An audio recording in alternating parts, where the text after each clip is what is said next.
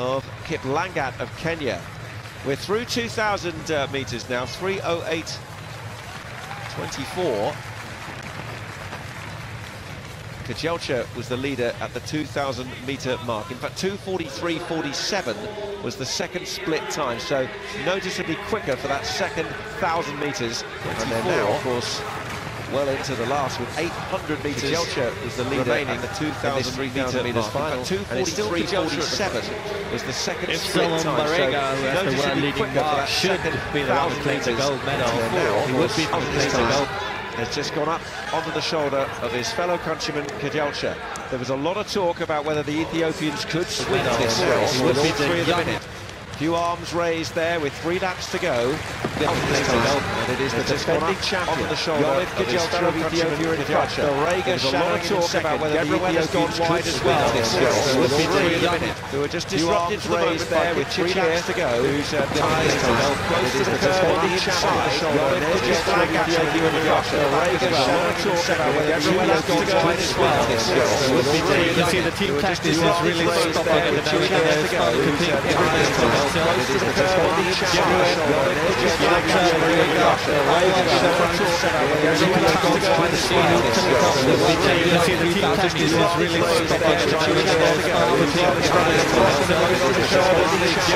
But he's working very hard to try and keep up with Kajelcha. But it's the defending champion who takes the bell in the final of the 3,000 metres, and he accelerates away from the group as well. It's Yomith Kajelcha heading down the back straight. He's working very hard to try and keep up with the Ethiopians winning a 1-2-3. They takes the bell. The goal because the 3,000 metres Kajelcha has stormed away from the group as well. It's Yomith Kajelcha heading down the back straight. With Kenyan Bergen, the Ethiopians winning a 1-2-3. With the silver, but he did it in Kajelcha, and he's now done it in Birmingham. Kajelcha is the world champion. It's Yomith Kajelcha heading down the back straight. With Kenyan Bergen, the Ethiopians winning a 1-2-3. With the silver, but he did it in Kajelcha, and he's now done it in Birmingham. Kajelcha is the world champion. It's Yomith Kajelcha heading down the back straight.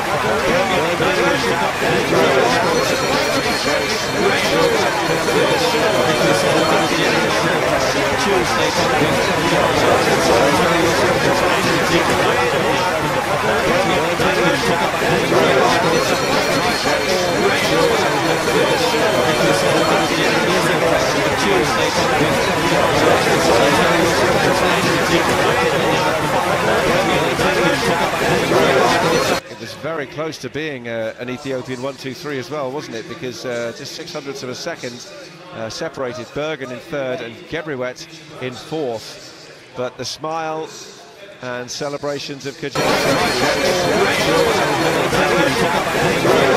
Champion again. Very close to being an Ethiopian 1-2-3 as well, wasn't it? Because just 600ths of a second separated Bergen in third and Gebriwet in fourth. But the smile and celebrations of Kajelcha. Very close to being an Ethiopian 1-2-3 as well. PB and season's best with like Tony said she did last week in Glasgow 7 days ago. Let's see what she can do in the first round. But the Never really been in this position before.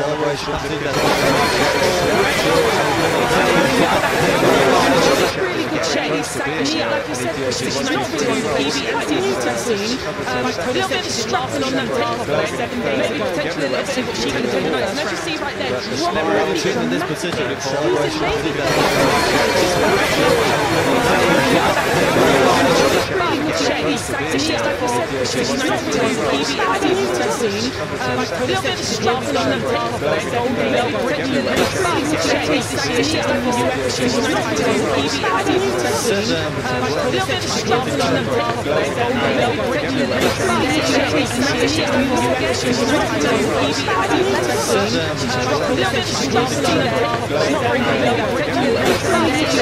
Down the runway, but extremely deceptively fast. For me, I would like her to use her arms through the board a little bit more, but she comes from a basketball background, and when you look at her take off, she looks like she's about to dunk a basketball. But there you go, 6.76 in the first round. She goes into second place. Long jump, the field of 13 will be cut to 8. Thrilling race last night and a big victory for the man who broke the world record this year. It's the medal ceremony for the men's 60 metres. Ladies and gentlemen, the medal ceremony for the 60 metres men.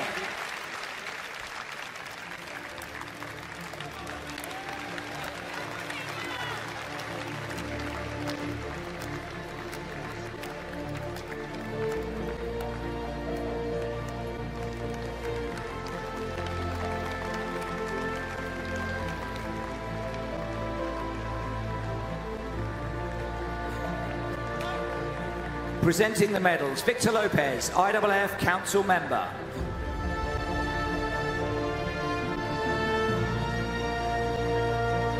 Bronze medalist, representing the United States of America, Ronnie Baker.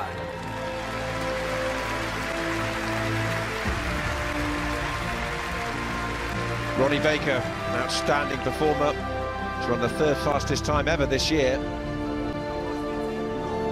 Bronze here in Birmingham. Silver medalist, representing the People's Republic of China, Su Bingchan. Su Bingchan, World Indoor Tour winner and the silver medalist at these World Championships.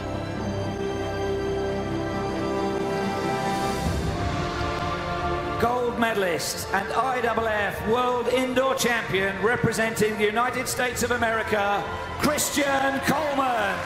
No one could stop this man, though. The world record holder and now the world champion, Christian Coleman of the United States of America.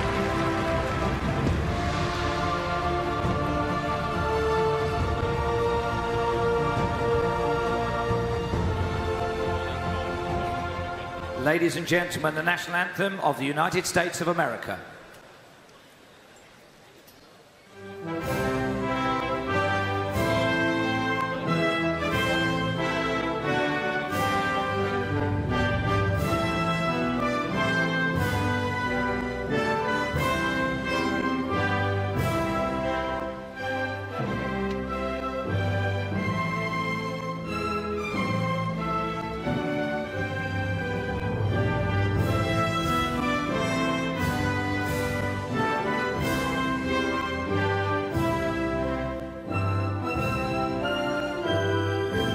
From behind the big screen amidst the pyrotechnic.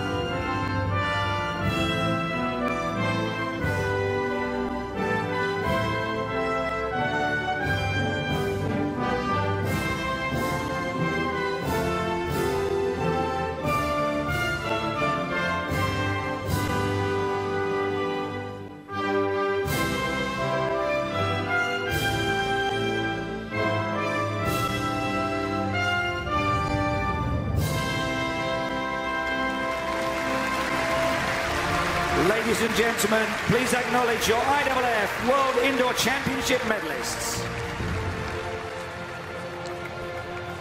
Well, Coleman has conquered the world in 2018. And now he takes home gold in a championship record.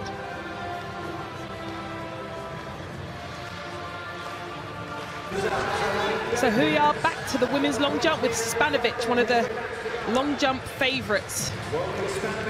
Very, very good extended first 3 strides. Extremely fast through the board. A little bit flat for me. And that's her expression just there, showing that she just collapsed a little bit of the board and got a little bit flat, but she got a white flag. Extremely explosive and very good technique on the runway. Very neat and clean, and that's what you want. You don't want everything, arms and legs going everywhere. You just want it to be from A to B as quickly as possible. And there you go in the first round, 6:89, and straight into the lead. There's Christian Coleman, centre stage, gold medalist of these World Indoor Championships. Another medal to add to a collection which I'm sure is going to grow.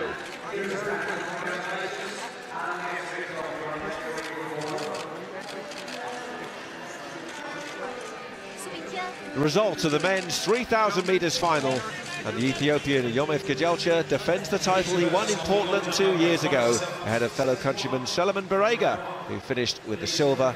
Bergen of Kenya, with that country's first medal of these games. Kipchirchir, who was in the reckoning for much of the race, has been disqualified for running off the track on the last lap.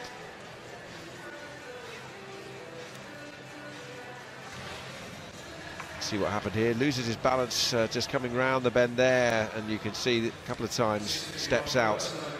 Face of agonising frustration for him.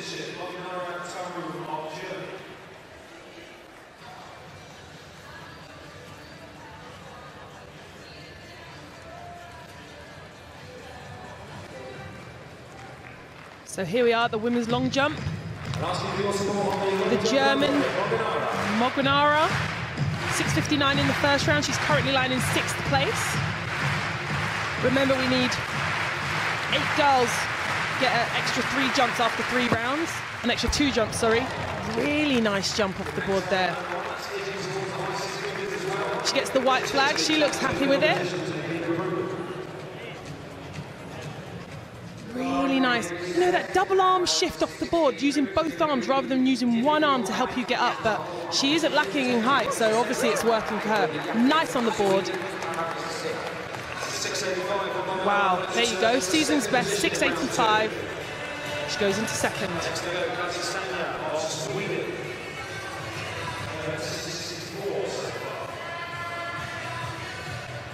Okay, and here you go. Sagnia asking for your support on that runway, slapping the thighs, trying to get herself psyched up for this jump. She knows she needs to get close to that personal best that she did a week ago. Looks like it could be close to being a no jump. There you go, yeah. You know, I really appreciate she really attacked that one. She knows that she has to get a good jump. And 6:64 isn't bad in the first round. She's going to have to get over 6:90 if she wants to contend those medals. Quite a big no jump there, so she'll have to make the adjustment. Speak to her coach as you see her there, telling her to focus. Christian maybe can fill us in a little bit of what they were saying. Coach Katrin Klau from Estonia, actually. Oh, okay. Just making sure the board is secure. Used to always have a full board of plasticine. It's 10 centimeters wide. Now they just have those strips. So those orange strips are the piece of plasticine. If you make an indent on, it's classed as no jump. And here you go. Brittany Reese asking for the crowd support. She's been pushed down a few places. As you see, she's out of the medals at the moment with 6:76 in the first round. Let's see what she can do here.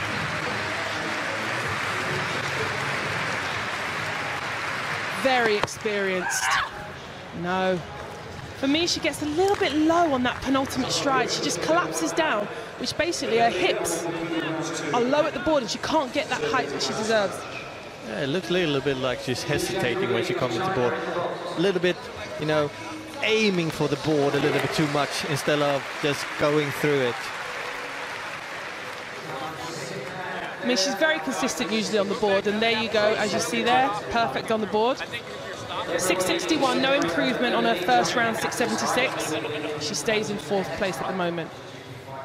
Straight on to Spanovic, 689 in the first round. I think that's 4 centimetres off her best so far this year.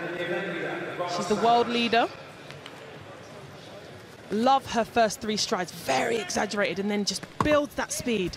Again, for me, still just kind of collapsing at the board. I think what's happening, she's bringing so much speed through the board that you have to be able to be patient at the board and wait. And if you don't, you just let the speed carry you through, and you don't convert that speed into height.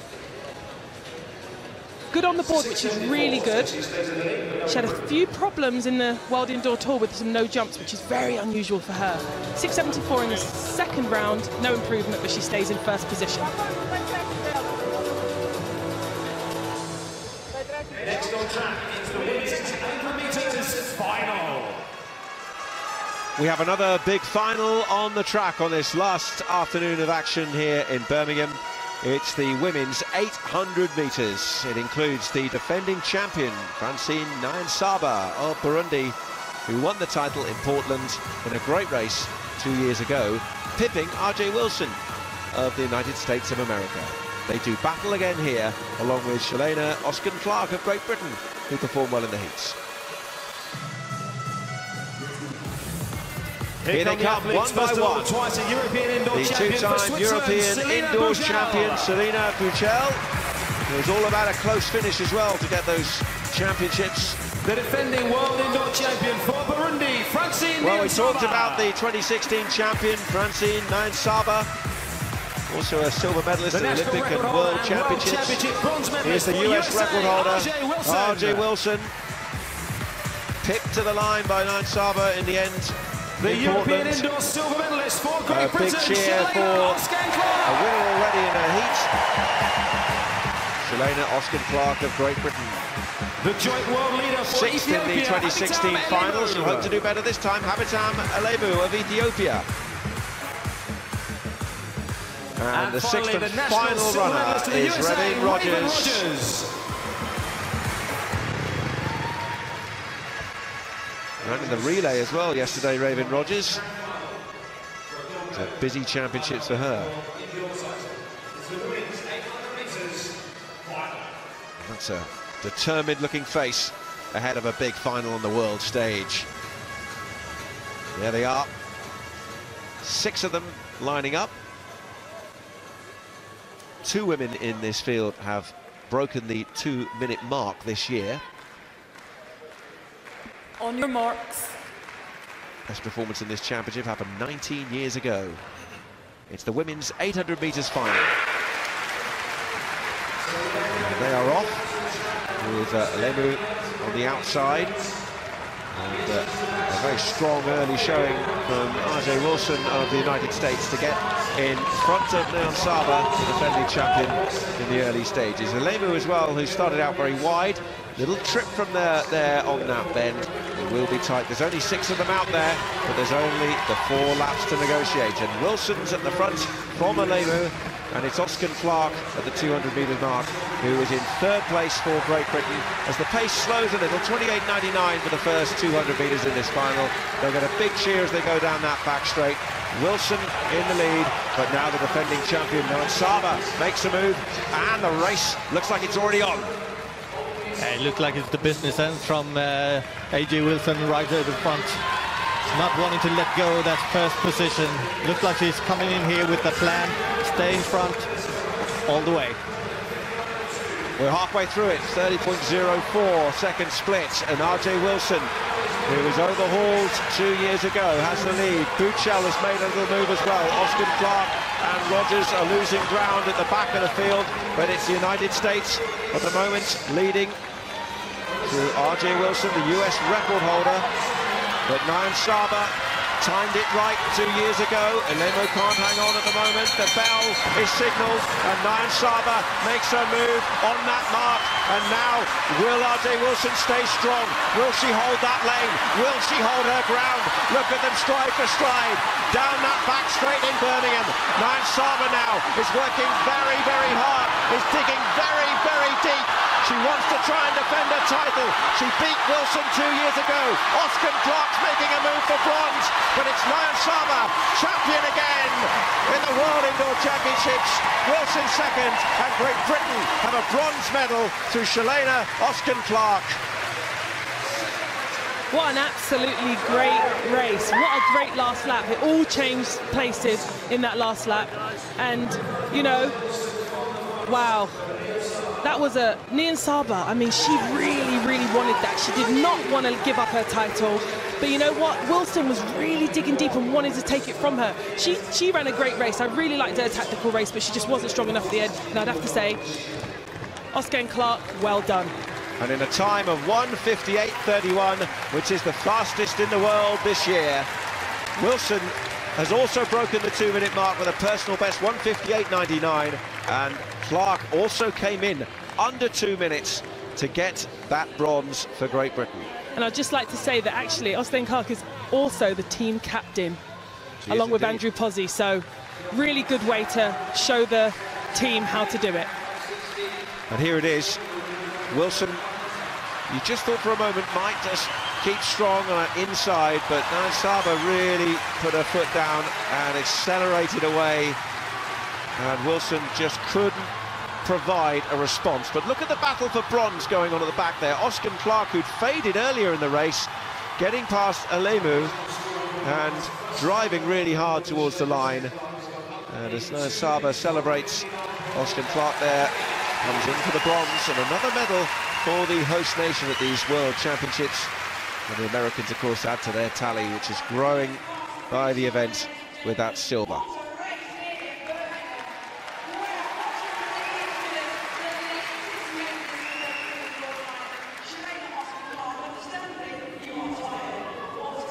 Well, there's the champion once again. They couldn't beat her in Portland.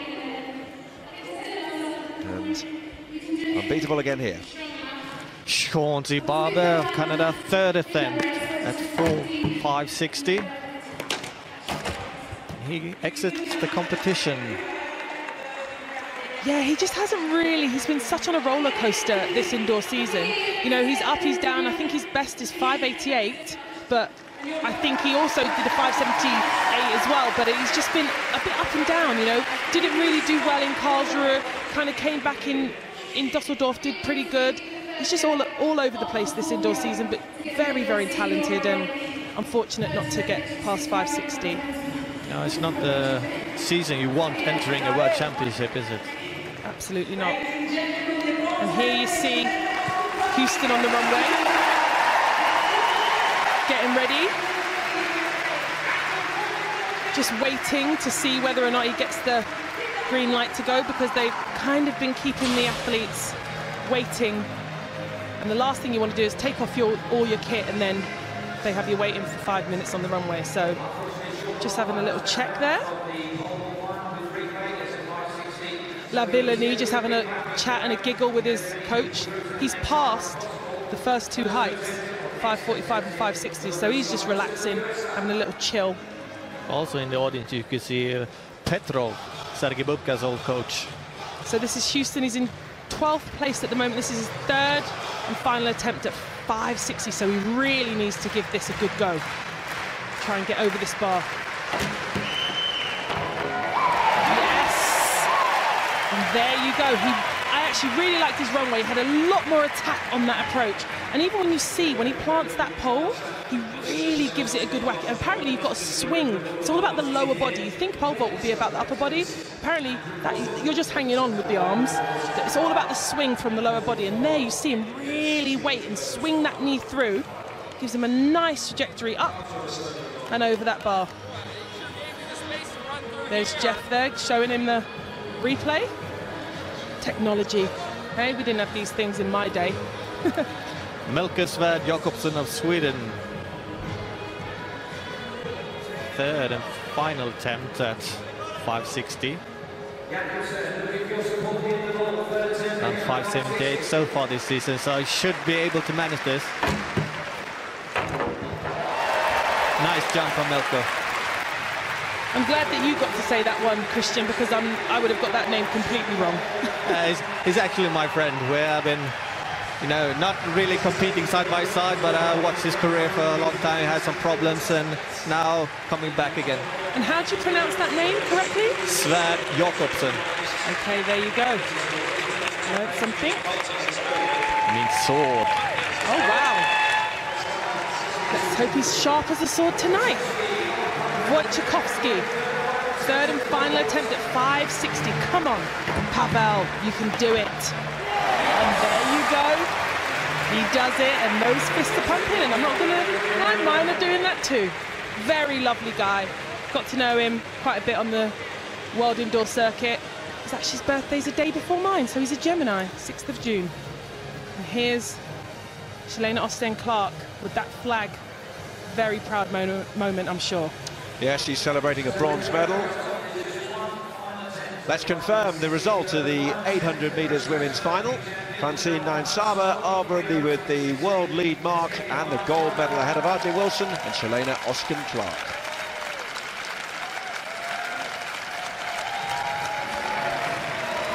The reigning Olympic champion, Thiago Braz. Bit of a pickle. 2 failures at his entry height of 560. Has to clear this or no result for him in this final. Oh, and he sneaks over that one. Kind of goes off and veers off to the left and sneaks over that. He's also had a bit of an up and down season this year. And also last year, he didn't compete at the World Championships outdoors after that amazing victory, winning that gold medal in the Rio Olympics in 2016. Had some injuries, had some illness last year, and I think he's still kind of getting over it this indoor season, but he's over that 560. Hopefully he can go higher. That's all you got to do. Clear the bar, get new attempts.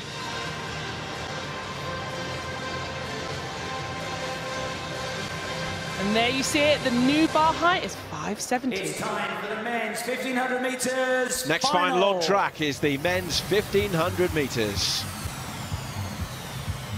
Strong lineup that includes Abdelhadi Aguida, the winner in 2012 in this event. And look out for the 2 British athletes, Chris O'Hare and Jake Whiteman. Whiteman, the new UK indoor champion.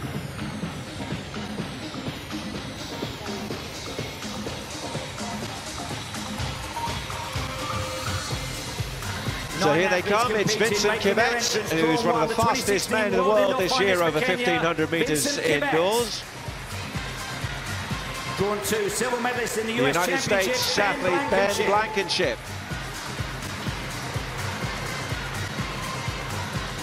European indoor champion Martin Lewandowski. Meters for Poland, Marcin Lewandowski.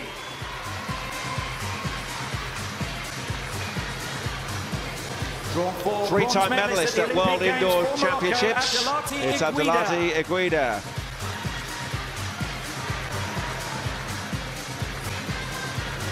One of 2 Ethiopians in the field, Aman Wote. There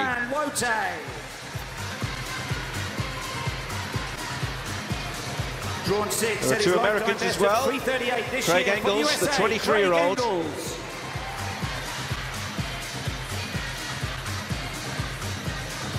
Here's a cheer for World Championship finalist Chris O'Hare from Great Britain.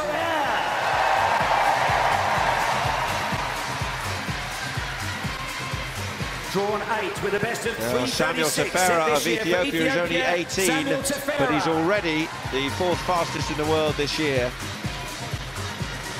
And drawn 9, the new and here is Jake Whiteman. The honour of introducing him in the crowd is done by his own dad, Jeff, who coaches him as well.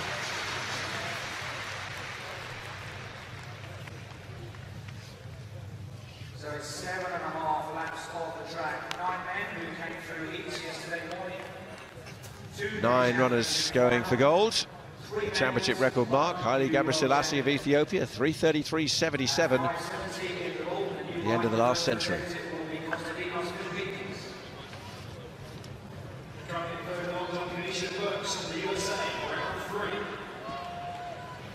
There's Jake Whiteman, the UK indoor champion, from a great pedigree of athletes. And the 2 Americans, Craig Engels there. Ben Blankenship has his hair tied back and the headband on as well. And the two British athletes, Whiteman and O'Hare, it's pretty fierce competition between that pair. The relative stages of their careers that they're at.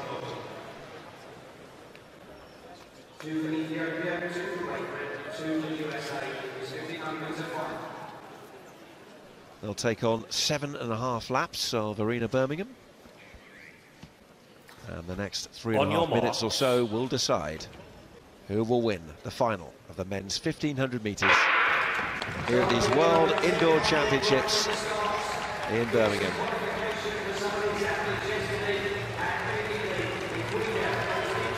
Steady start which sees the Moroccan Iguida decide to go straight to the front, and he's got both the Americans for company right behind him. He certainly can never miss Ben Blankenship.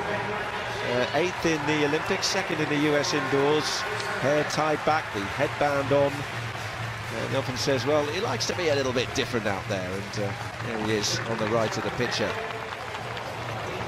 Two British athletes sitting in the middle of the pack at the moment, and what's a fairly slow start. 200 metres, 33.91. But they have really slowed it off now. Look at this, this is tactical race. I mean, this is almost walking. And they're laughing, you can see it there. It kind of is what happened yesterday in the women's 1500. First 200, I think it was like 40 seconds or something ridiculous like that. It was like a near, just over a walk. I think I could even keep up with them at this stage, and I can't run for anything. But yeah, I was just looking, and a couple of these athletes, the British athlete Chris O'Hare didn't really have a great run and only qualified as a fastest loser for this final, whereas Whiteman actually won his heat, his third heat, so he's in pretty good shape and he looked quite convincing. But as you see here, Iguida, I think, is probably one of the favourites with, I think he's third in the world this year. Iguida has run the third fastest time in the world this year, 3:35.79. They're nowhere near that pace at the moment with 5 laps to go in this final of the men's 1500 metres, and they are still really all sussing each other out. Well, I think this also happens, like we spoke about before, with distance races where there's no pacemaker. No one really wants to go to the front and take on the pace.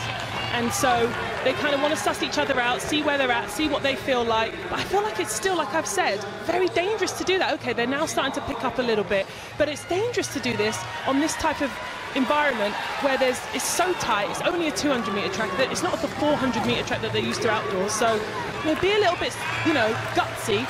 Someone take it out at the front. And it looks like the two Ethiopians have decided to do that. Tefera, the teenager, and Wote now at the front.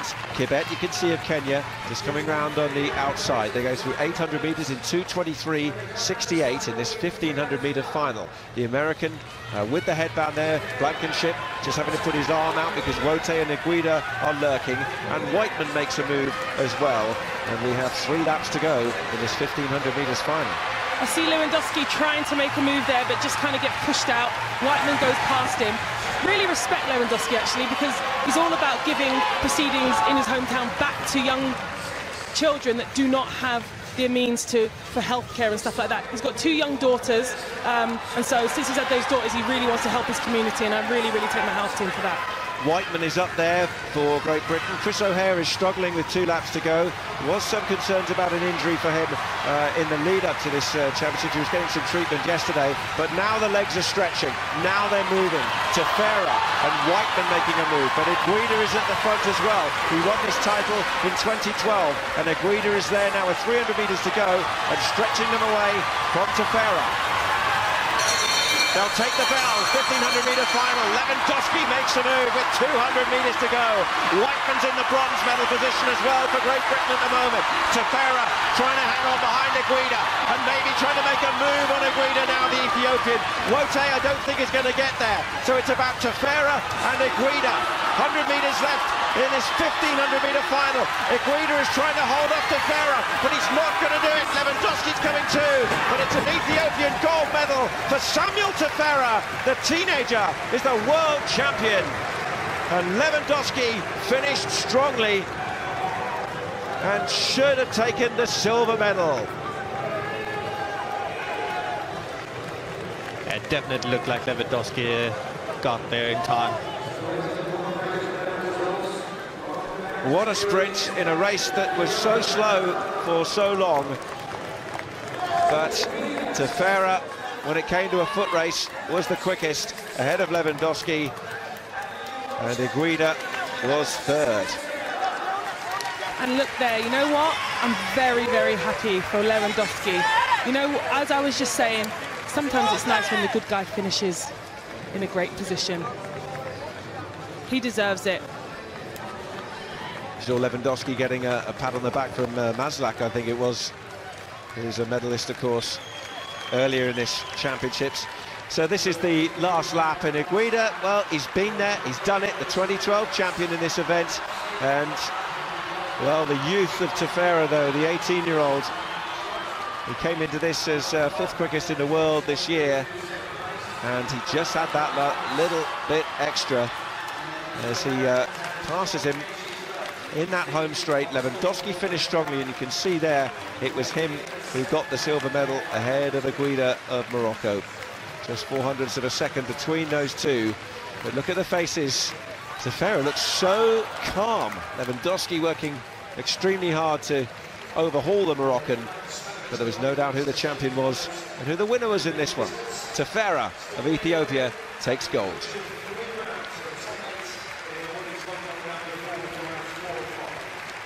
Jake Whiteman just found the pace a little bit too strong at the end. And he finished down in 6th place. Engels of the United States was 7. Well, there's 2 of the 3 medalists. Lewandowski delighted with his silver for Poland. So we go back to the pole vault final. And here we are, Philippidis of Greece. Much better attack for me, hits really nice. And there you go, 570, cool as a cucumber. First to clear that height, and that means he goes into the lead.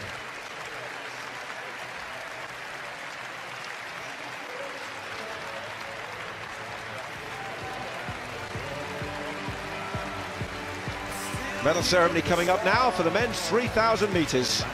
And it's a familiar face who'll be going to the top of the podium.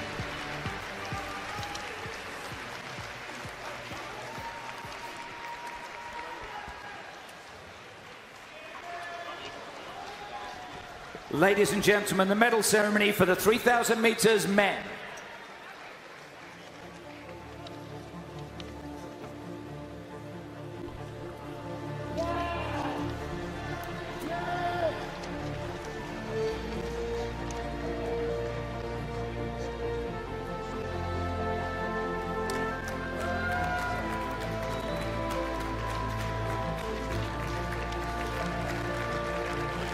Presenting the medals, Antti Pilakoski, IAAF Council Member.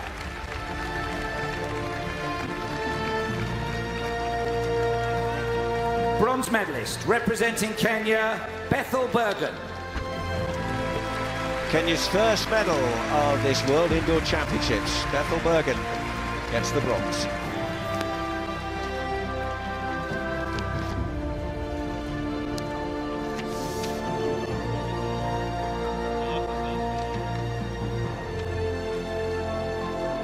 Silver medalist, representing Ethiopia, Solomon Barega.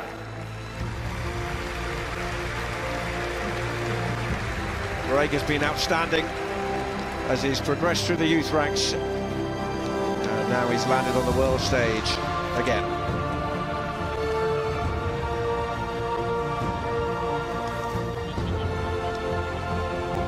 Gold medalist and IAAF World Indoor Champion, representing Ethiopia, Yomif Kejelcha.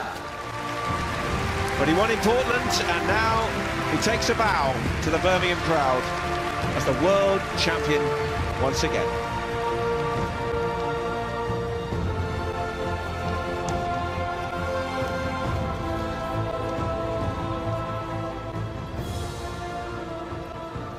Ladies and gentlemen, the national anthem of Ethiopia.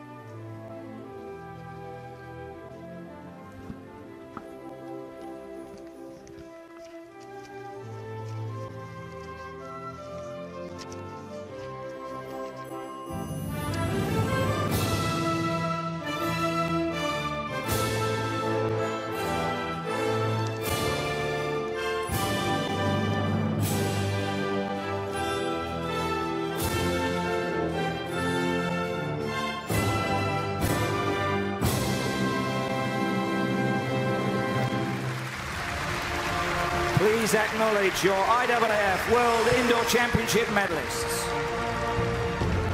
Kejalcha of Ethiopia leading a 1-2 with Barega and Bergen third.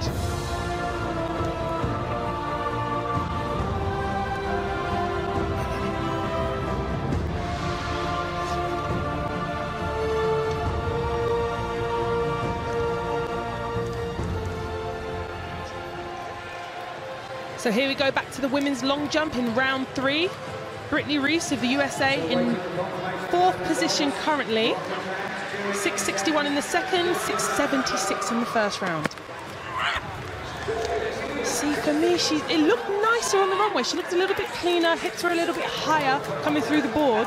She's just dropping that left foot and she's losing so much. Nice drive of that knee off the board. That's what gets you up. So you transfer that speed into height. Lost all of the board there. That board is 20 centimeters wide, so she's lost 20 centimeters. And there you go, 6.77. Really, that's a 6.97 jump. So she's in 7-meter shape. She's just got to get on the right side of the board. Curtis Marshall now from Australia. First attempt at 5.70.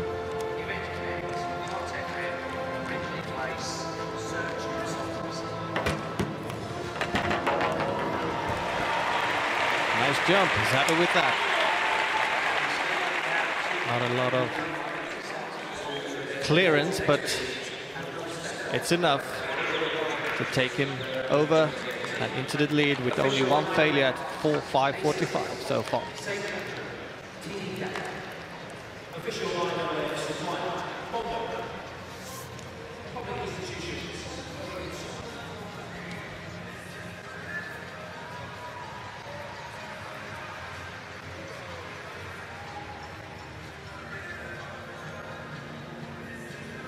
So here we are, first chance to see Raphael Hodstepper of Germany.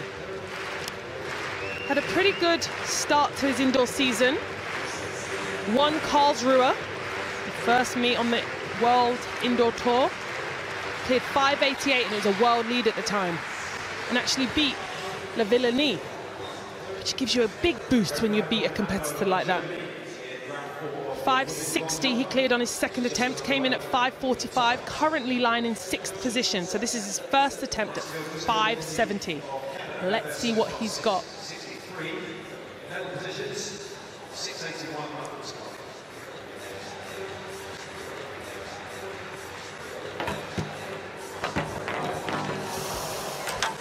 Yeah, he looks like he's getting pretty good height over the bar, but he's just really coming down on it. He's had a really up and down season also. Won Karlsruhe, went to Dusseldorf, was 10th, then went to his nationals, was 1st. Let's see what he can do. The results of the men's 1500 metres final. Gold for Ethiopia through Samuel Tefera ahead of the Pole Lewandowski. Iguida, the 2012 champion, takes the bronze.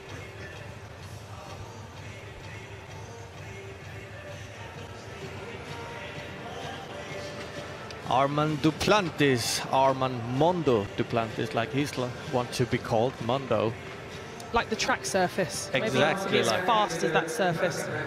He's coached by his father. He used to also be a pole vaulter. I think his PB was somewhere around 5.50, 5.60.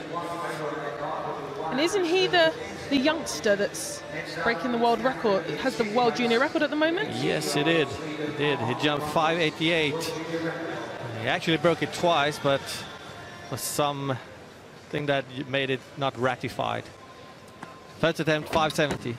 Oh, fantastic. This guy is only 18 years old. Jumping like that. Usually pole vault takes some time to learn the technique and to really get good at, and this guy is already up at these heights at the age of 18. Definitely got a slightly baby face, I was going to say. He looks very young, but shows not necessarily have to be mature to be the best in the world. And here we go, my friend Sam Kendricks. Clear card so far, first attempt at 5.70. Currently lying in 4th position. I must say also he's been looking really good at both 545 and 560.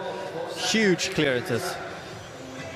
Yes, he serves as a US Army Reserve First Lieutenant from the 655th Transportation Company, apparently. Here we go. Really nice technique. Really dynamic, very light. He said to me that actually he's not really good at running. He doesn't like to, he's not the fastest, you know, but he's just got very, very good technique, very light. Time for a final. It's the 4x400 meter relay for women. United States seeking to defend the title they won in 2016.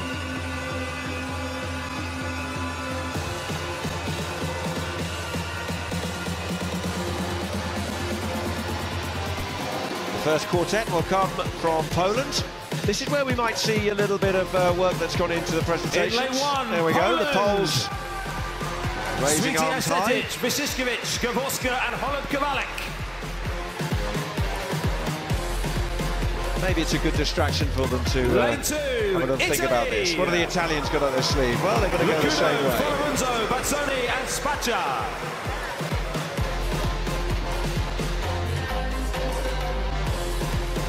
Lane 3, Great Britain. Big cheer coming here for Great Britain and Northern Ireland. Beasley, Williams, Alcock and Clark. A little bit disappointed with that. I would have done something a little bit more dramatic on home soil.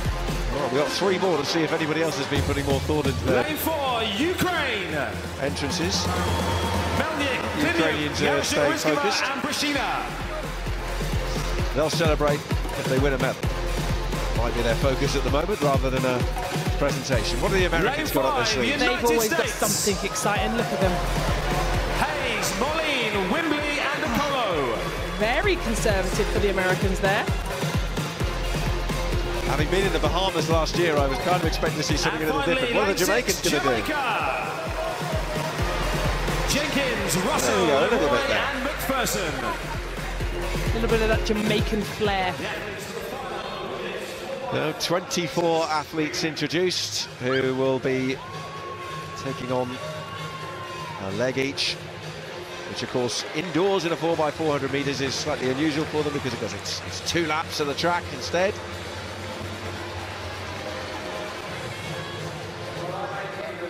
.330.18. The University of Oregon is the fastest time of this year.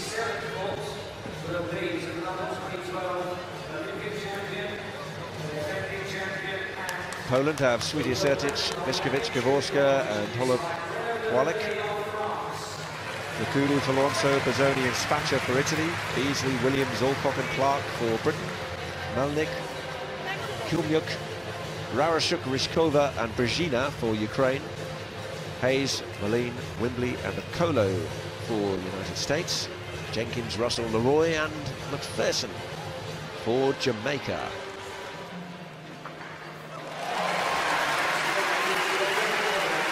Nothing like a relay in front of a British athletics crowd. The eyes of the world are watching. Yes, we do love a relay, as long as we can get that baton around. On your marks. So they're called into the blocks. It's the final of the 4x400 meters relay for women.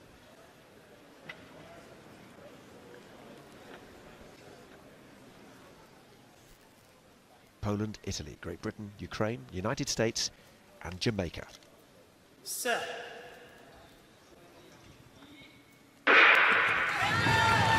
It's a clean start in this first of the relay finals. And immediately the United States with Brunera Hayes have got out very strong on the outside in lane 5. The Americans actually champions 3 of the last 4 times in the World Indoor Championships. So they're defending the title that they retained in Portland.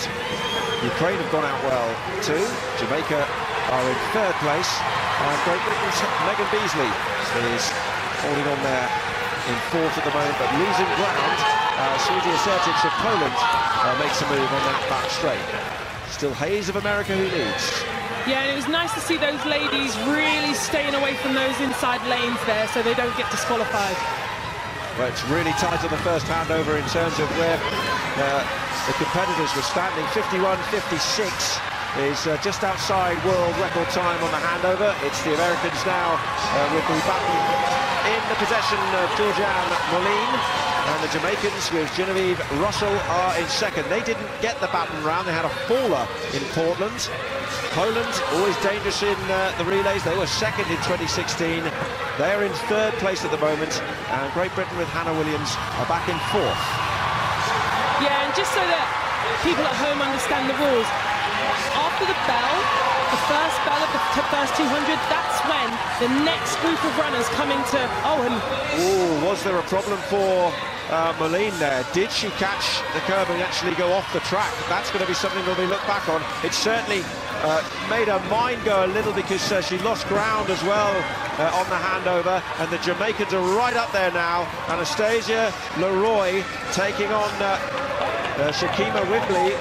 Wimbley still holds the lead for the Americans.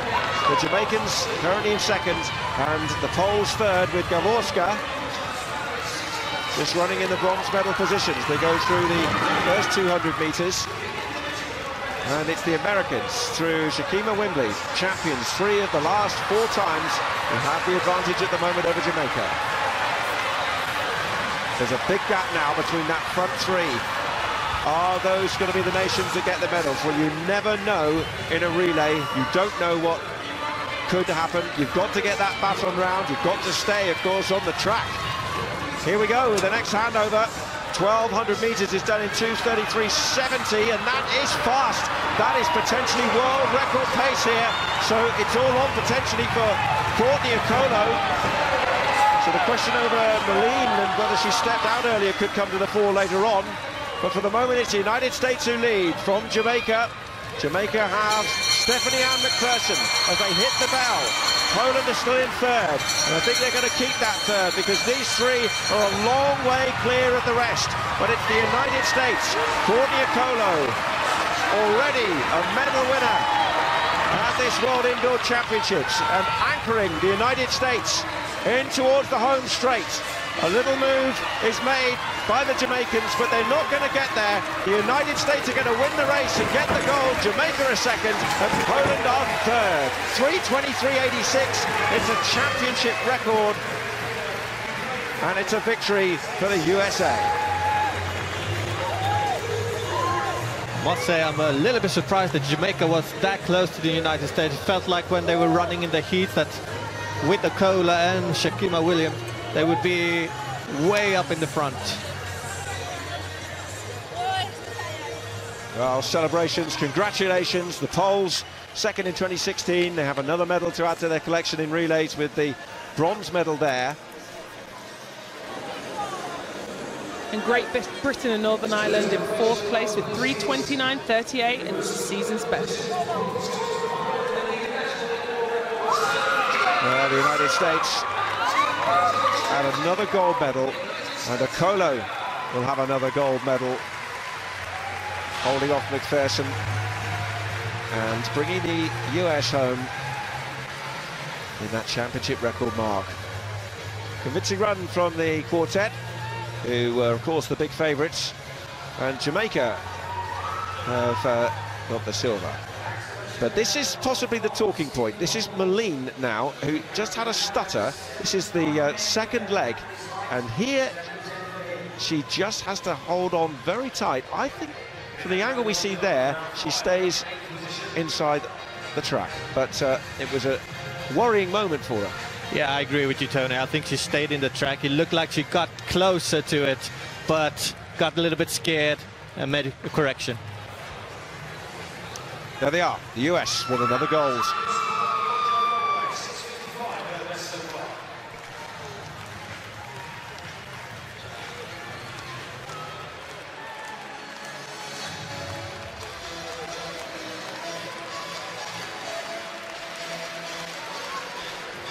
So here you go with the main man, Le Villani from France. First attempt, 5:70. He's entering the competition at this height. Easy peasy, lemon squeezy. That's exactly how you do it. Put the pressure on everybody else. Everyone's waiting for him to come in. What will he do? And that's what he does. Clears it on his first attempt. He's gone into the lead. Final Ladies and gentlemen, the 800 the medal metres ceremony for for the women 800 took place a short metres time ago. women. And here's the medal ceremony.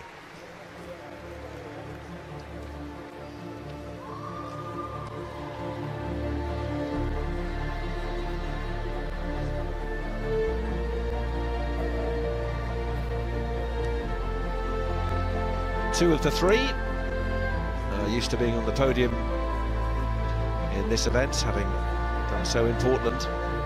Presenting the medals, Adil Samariwala, IAAF Council Member.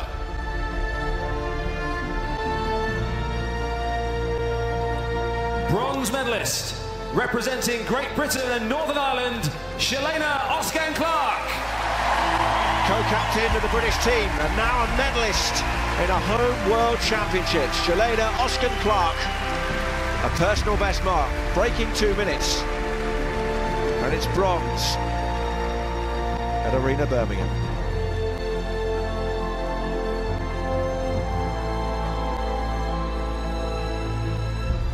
Silver medalist, representing United States of America, RJ Wilson. For the second successive World Indoor Championships, RJ Wilson is in the silver medal position, but she improved her personal best to 1:58.99. Gold medalist and IAAF World Indoor Champion, representing Burundi, Francine Niyonsaba.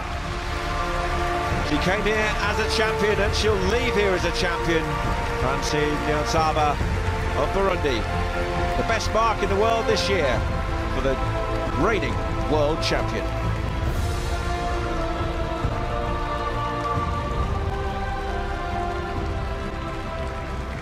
Ladies and gentlemen, the national anthem of Burundi.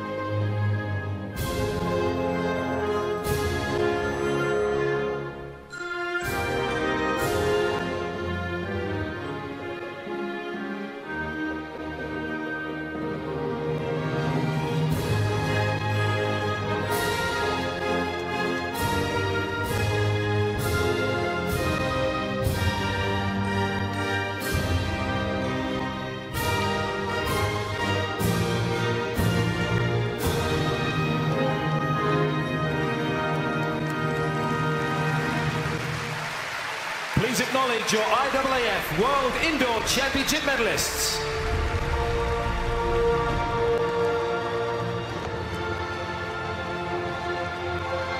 There they are, all together on the top of the podium.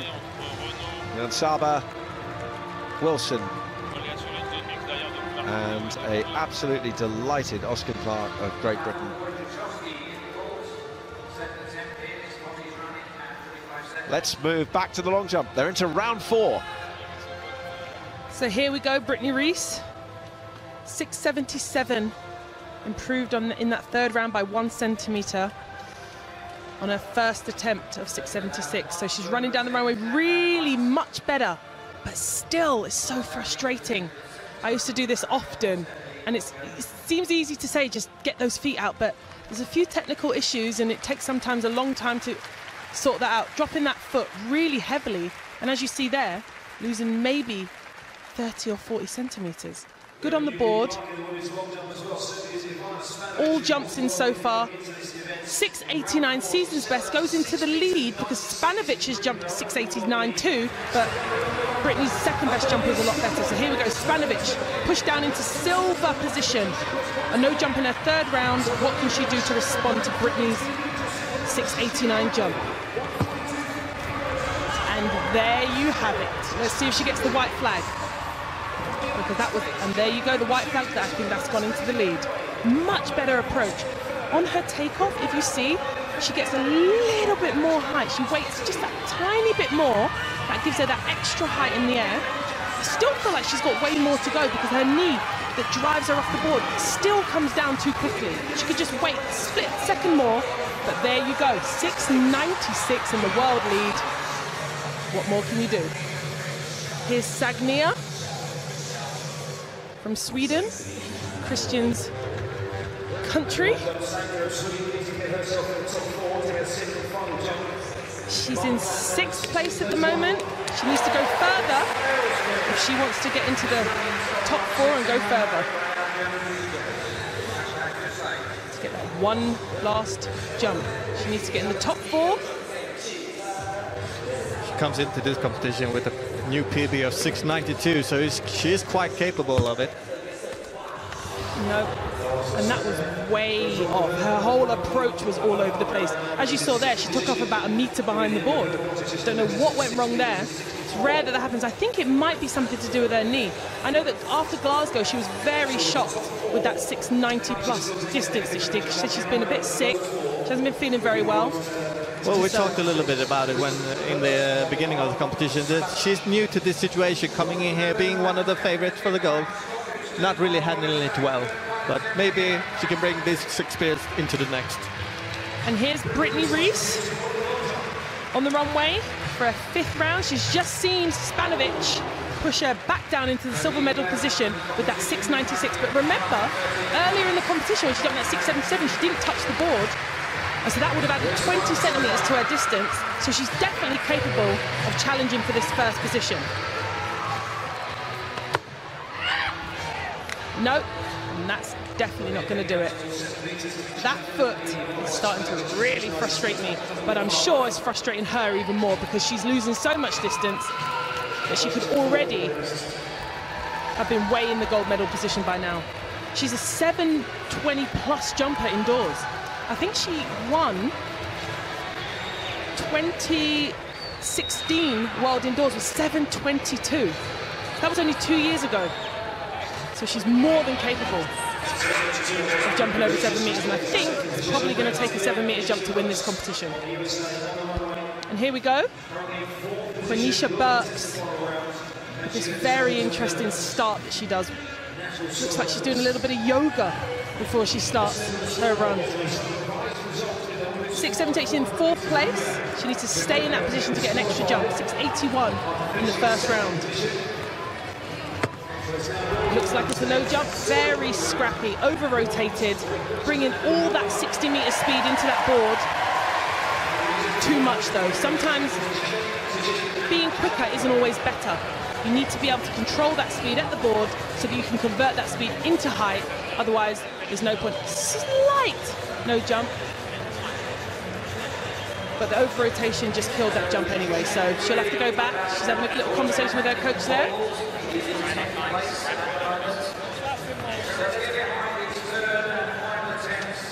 Here's Mogwanara of Germany on the runway. Currently in 3rd place with that 6.85 jump that she did in the 2nd round. Incidentally, she's actually the girlfriend of Holstepper. Both of them out in the competition at this moment. I know, what would you do? Are you going to be cheering your partner on? Are you focusing? It must be difficult. I've been having a little look to see if they're kind of helping each other out at all, but no, they seem to be very focused on their individual competition, and that's what you expect. So Mognara now asking for your support. 6.31 in the last round.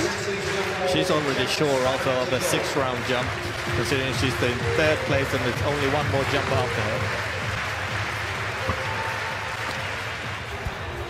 No, to me, I think she needs to move her run up in. She's running really nicely in those first first 3 strides, and that middle part of that run is really nice. She's now way behind the board, and as you see that overstretching on those last 2 or 3 strides into the board, putting her in a terrible position. And as you see there, look, I don't even 41 centimeters behind the board. You're just in a complete wrong position to take off. She would lose it. So Spanovic has actually passed her final round. Mognara will have 1 more jump to try and better her 3rd place. Jamaica have been disqualified for a changeover violation, so it means that there has been a reordering of the medals in the 4x400 metres women's relay. Poland up to silver, and Great Britain are now up to bronze. The United States, remember, with the championship record, to get the gold. So for the 2nd successive 4x4, there has been the Jamaicans failing to finish. And this is to do with the Jamaican there. They have to stand in position.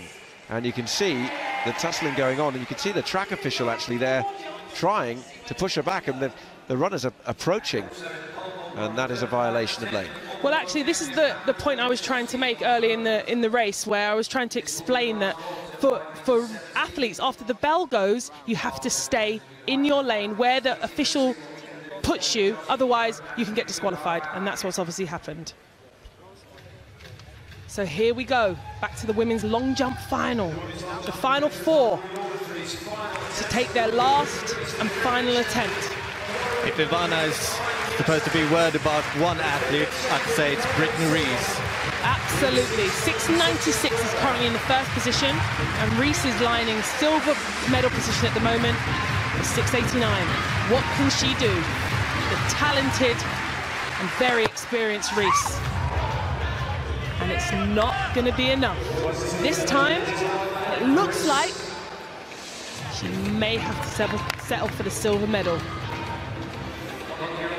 She'll be disappointed with that, getting really low on that 2nd to last penultimate stride, just losing so much height on the board and in the air. She knows it too. She knows it wasn't good enough. 664. She stays in 2nd position for that silver medal at the moment.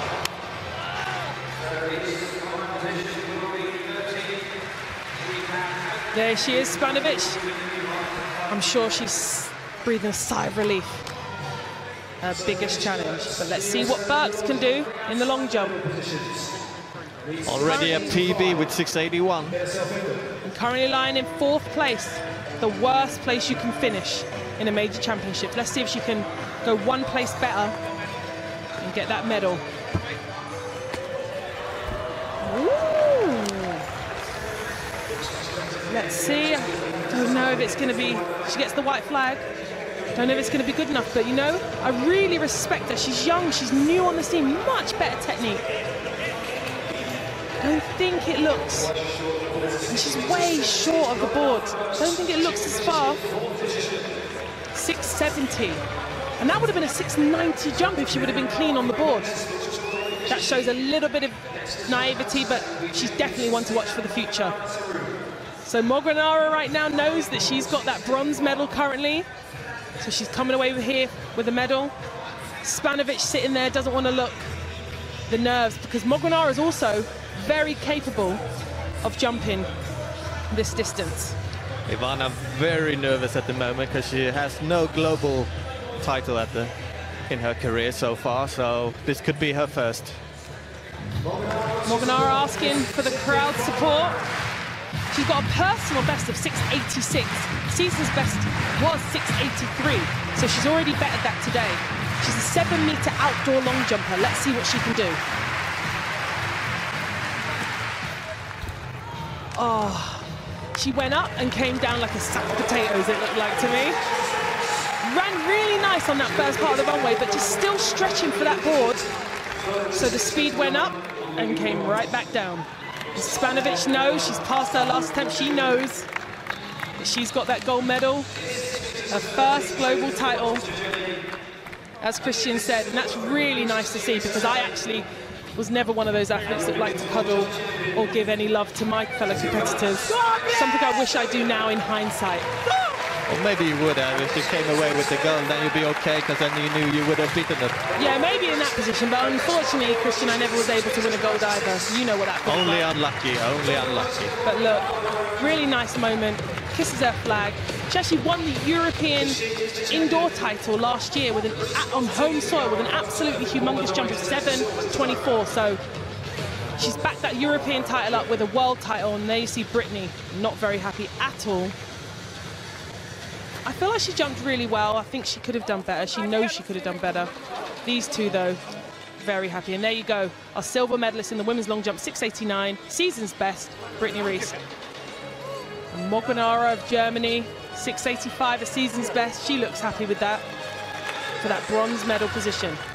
And here we go back to the men's pole vault. All the action coming thick and fast here this afternoon. Philippidis. 9 athletes left in at 5.80.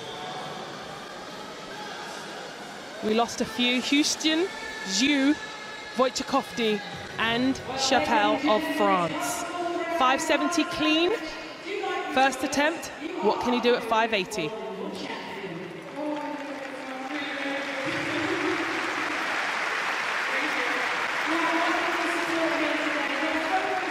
Really nice in that first 3 strides. I always look for that, but it's not to be. And he knows this was a really crucial attempt, because I think that he's been really clean, other than the first end, you know, at 5.45 he missed, but then 5.60, 5.70 cleared on his first attempt. If he would have got this on his first attempt, it would have really kept him in the medals. There's still some really useful pole vaulters left in this final, and this could have been the difference between the medal and not. Also, 5.80 is a very crucial height in pole vault, because then you go up to 5.85, and there's not a lot of pole vaulters out there who's comfortable at that height. Up next on the runways, Melke Svärd Jakobsen from Sweden. Had 3 failures so far in this competition, so he's all the way down in 8th place due to those failures. If he can go clear 5.80 in the first attempt, he'll be looking much better in this competition. Not a bad attempt at all. And this is a guy who set a personal best just a few weeks ago with 5.78, so doing that good at 5.80. Really good attempt from Melke Svärd. This would obviously be a PB for him then. Always a mental game when you know you've never cleared a height before. There that bar goes. Follow him down.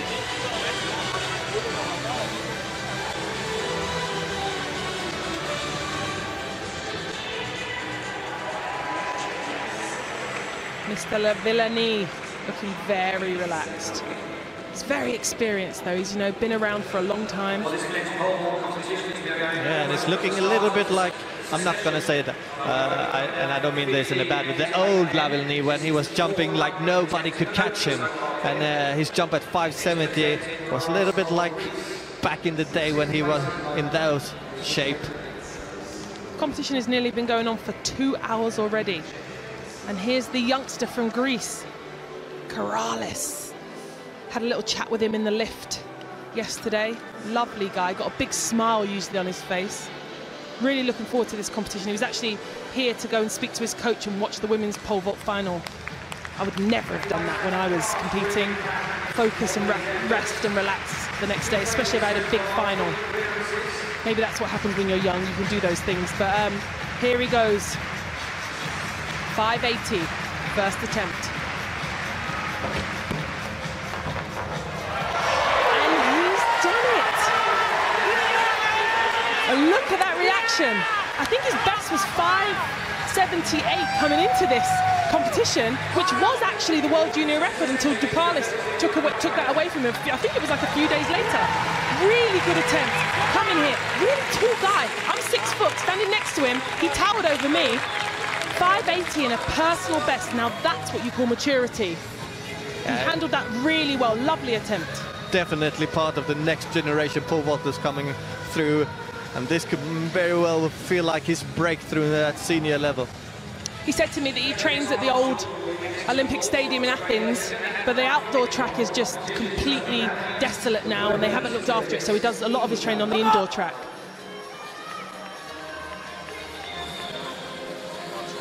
Here's Curtis Marshall of Australia, currently lying in 4th place. 1 failure at 5:45 on his opening height, but clean other than that. This would equal his personal best if it goes clear. And that was an absolute monster of a jump. Very clean, very nice. And look at that reaction. Feels like this pole vault competition is really picking up. It's only taken 2 hours though. It seems like that's what's been the case in all of the field events so far. It started off a little bit slow, but then as it really starts to move into the middle part of the competition, it heats up. And I've got a feeling it's going to be a very, very good men's pole vault competition. On track, it's time for the men's 60 The last metres individual event at these final. championships is the men's 60 metres hurdles final.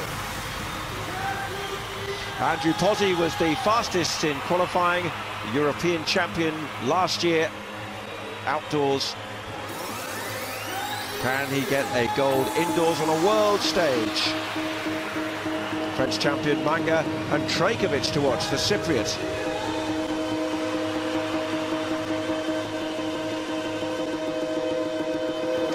Welcoming the athletes, first of all, the South American record holder for Brazil, Gabriel Constantino. Gabriel Constantino, the 23-year-old Brazilian, will be in lane 2.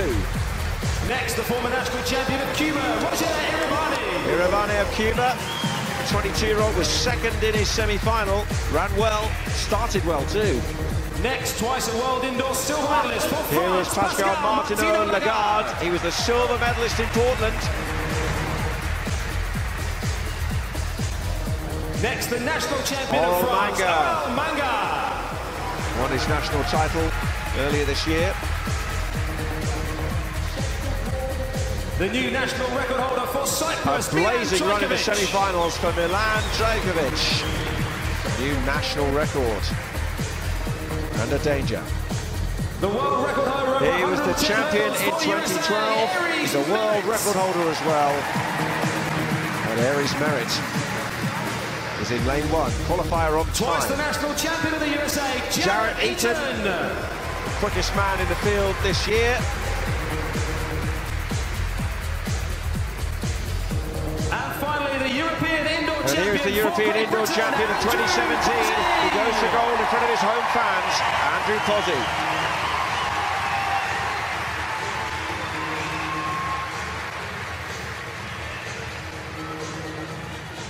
So concluding individual track final of the IWF World Indoor Championships Birmingham 2018 is the men's 60 metres. Well, the drama, the tension, the emotion in this arena.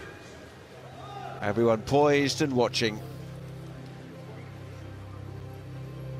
Colin Jackson, the world indoor record holder, the last Briton to win gold in 1999. Could he be the next?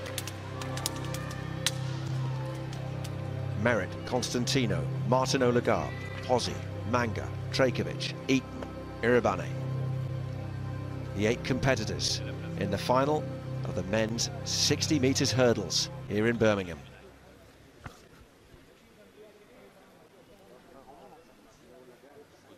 Thousands of fans, totally silent. You could hear a pin drop inside this arena now.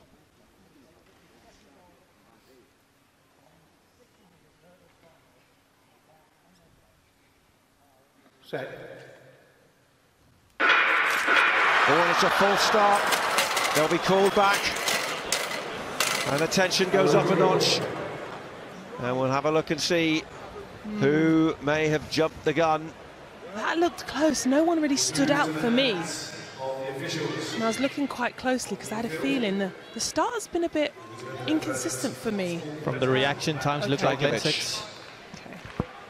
You know, at the beginning of the competition, he was very fast with the start gun. Oh, and here we are back to the men's pole vault. Holstepper, currently in 7th place. First attempt at 580, and there you have it.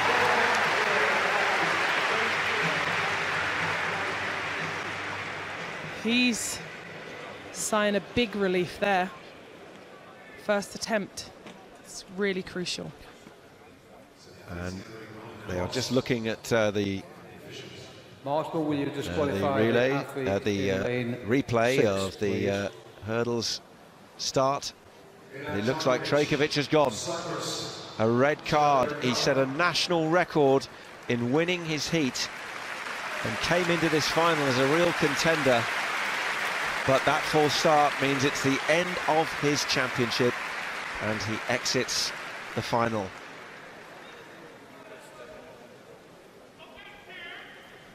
Devastating moment for him. I think the replay that we saw pretty much proved it. Eyes fixed now on those three. They could be the favourites now. Martineau Lagarde, he got the silver 2 years ago.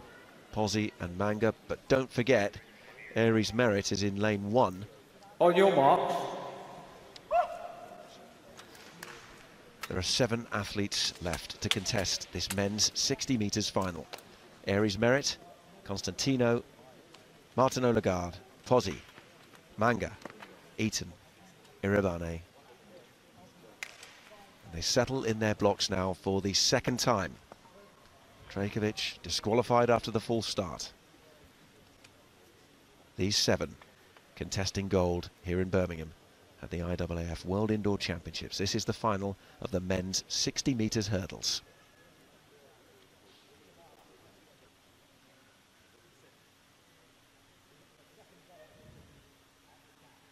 Total silence. Set. It's a cleaner start this time. Martineau Lagarde and Pozzi both got away well. Merritt's up there as well. With a bit of near side at Eaton. Eaton and Pozzi to the line. It's really tight. It's 7.46. Oh, blanket could be thrown between those two. It's very, very difficult to see who got it. Eaton was going well. Pozzi as well. They both dive for the line. 7.46 is the recorded time. Now they wait. It's the closest finish to a sprint final that we have had. And I think it's gone to Pozzi. He's done it. He's the world champion, Andrew Pozzi.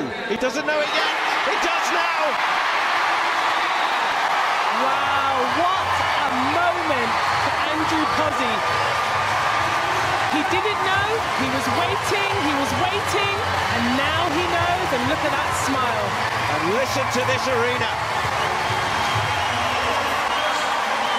Was extremely close. I really felt like he hit, I think he hit the second or the third hurdle and it really put him off, but he did not give up. He fought and fought, and I'm sure we'll see it on the replay, but that, I was nervous in the middle of that race, but he kept his head, he kept his composure, and he came through and fought all the way to the line, and he really deserves that. That was extraordinarily close, but what a race. Andrew Pozzi is the world champion. The first British gold medalist at the IAAF World Indoor Championships.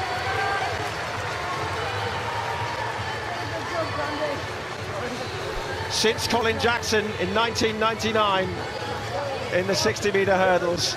It's the second gold Britain have won at this event after KJT's success. Here's Here the you replay. go.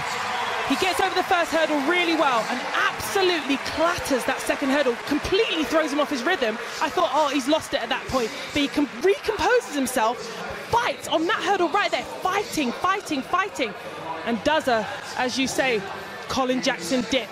And I think that is what won him that medal. Well, there was one big hurdle hit by Pozzi early, but one late by Eaton, and that is probably the difference between gold and silver for Eaton. The two French athletes, Manga, by the way, confirmed now as the bronze medalist. He caught the first barrier. That's the hurdle where Pozzi just loses a little bit of momentum, but what great strength he shows, and the focus, it didn't bother him, and he drove on and then dipped for the line to earn gold. The determination on Andrew Pozzi's face, he gritted his teeth, he dug deep, and it was all worth it because he comes out on top with that gold medal. Amazing. 7.46, a season's best mark for him, and The time for Eaton credited at 7.47. And look at this moment. That's the moment he knew he was a champion.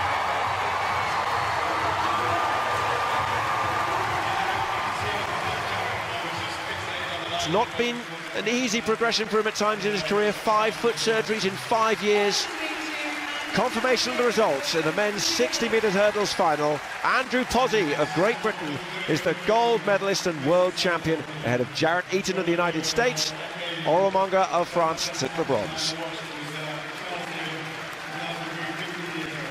So here we are seeing La Villenie prancing in the background. No more clearances since we see Holstepper going over 580. And here's Sam Kendricks, just composing himself after all of that excitement of the crowd going crazy for Andrew Pozzi's gold medal winning performance. Clear card, as you see here, currently in 4th place. If he clears this on his first attempt, I think he'll go back into first position, equal first. Well, actually, no, because Renaud Lavillenie has passed 580. So if Sam goes clear at this height, he goes into the lead. Just settling down now, composing himself. He actually is married. He wears a wedding ring. He doesn't want to take it off, and he's got a red wedding ring made out of rubber.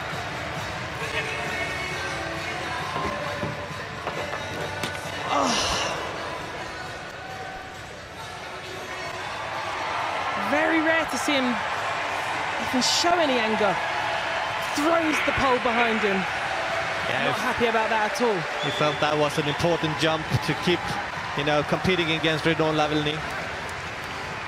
So now it'll be a question of whether or not he passes that height and goes on to the next height, or whether he'll carry on attempting that. And here you go, Andrew Pozzi with the flag.